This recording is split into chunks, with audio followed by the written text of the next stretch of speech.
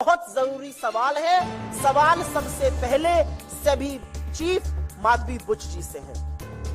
पहला सवाल यह है कि क्या आपने 2015 में ग्लोबल डेवलपमेंट अपॉर्चुनिटी फंड का हिस्सा बनकर आईपीई प्लस फंड 1 में निवेश किया था, जो गौतम अडानी के भाई विनोद अडानी से भी संबंधित है? दूसरा सवाल, जब आप सेबी की पूर्णकालिक सदस्य थी तो क्या आपने आईपीई प्लस में अपने निवेश को, अपनी शेयर होल्डिंग को सेबी के सामने उसका खुलासा किया था, उसका डिस्क्लोजर किया था या नहीं किया था? क्या आप यह बता पाएंगी कि अडानी एंटरप्राइजेस और उनके पूर्व निर्देशक Anil Ahuja IPE plus fund से किस तरह से संबंधित थे? उन्होंने आईआईएफएल के साथ इस फंड की स्थापना कैसे की थी? क्या आप यह बता पाएंगी कि जब आप सेबी की पूर्णकालिक निदेशक थी तो क्या आपने सिंगापुर में एगोरा पार्टनर्स या भारत में एगोरा पार्टनर्स में हिस्सेदारी शेयर आपके थे या नहीं थे? क्या आपने इसका डिस्क्लोजर सेबी को किया था? क्या आपने इस शेयर होल्डिंग के माध्यम से पैसा कमाया है? क्या आपकी रेवेन्यू स्ट्रीम आई है? किन संस्थाओं ने इस कंसल्टिंग फर्म एगोरा को बिजनेस दिया?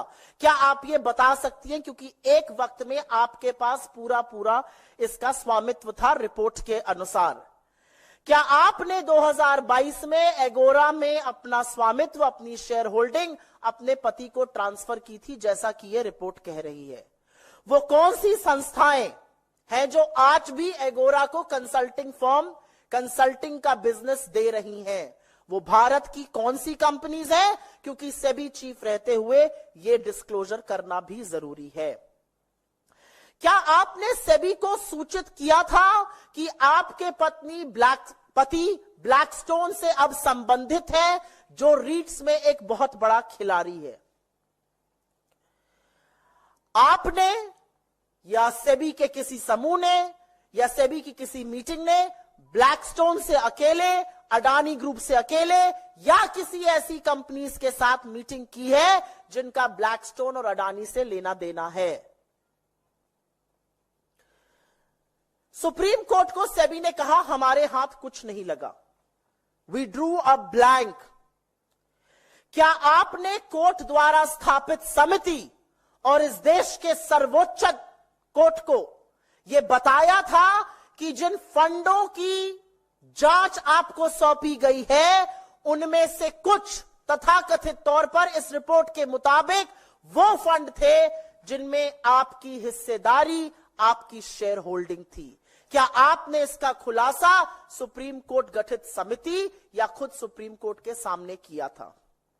और एक सबसे बड़ा सवाल, अगर ऐसा था, अगर आपकी शेयर होल्डिंग थी, और उनका स्टेटमेंट कहता है मेरी शेयर होल्डिंग थी जो मैंने ट्रांसफर कर दी थी, तो आपने अपने आप को इस जांच से क्यों नहीं रिक्यूज किया? Caesar's wife has to be above suspicion.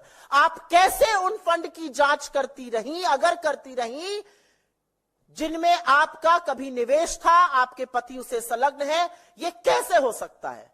आपने अपने आप को इस जांच से अलग क्यों नहीं किया, अगर नहीं किया?